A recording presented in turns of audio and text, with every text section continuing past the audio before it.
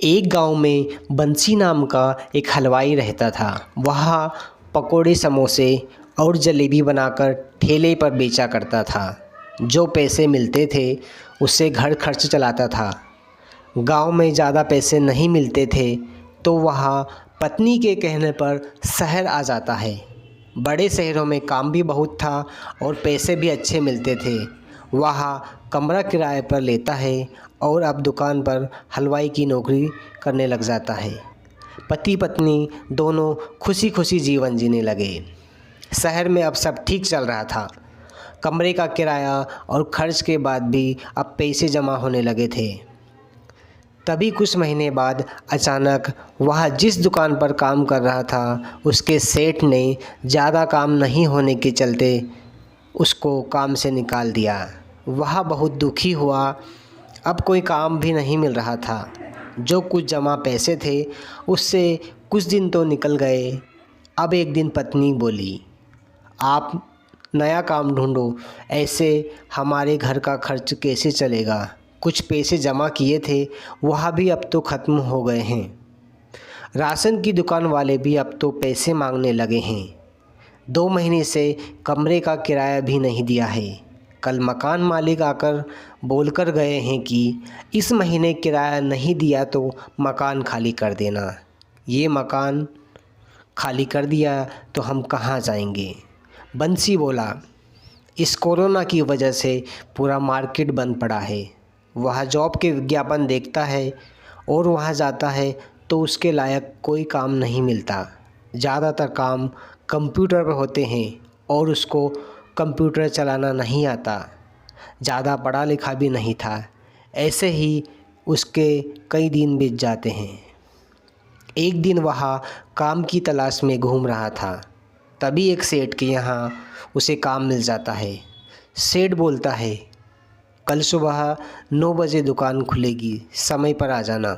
बंसी खुश हो जाता है और पत्नी से जाकर बोलता है, मुझे काम मिल गया है, अब सब टेंशन ख़त्म हो जाएगी।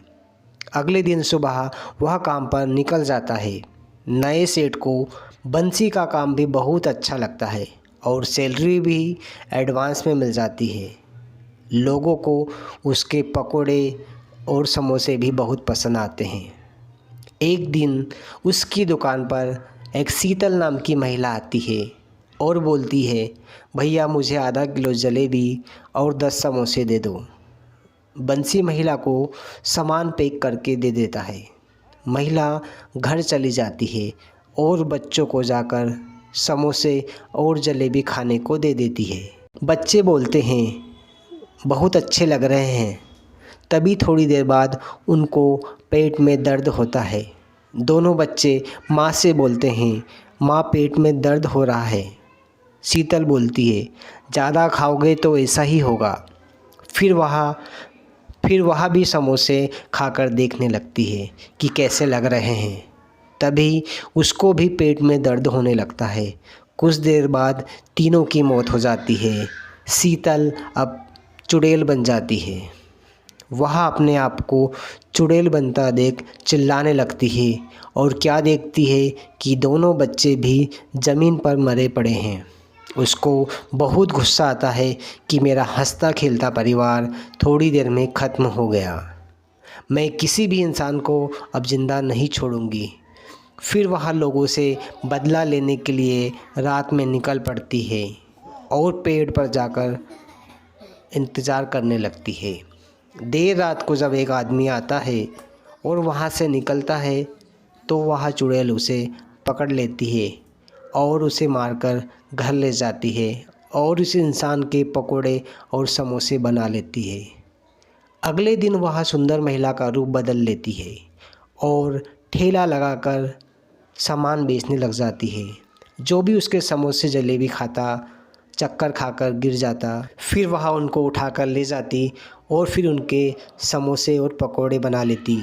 ऐसा ही खूनी खेल बहुत दिनों तक चलता रहा।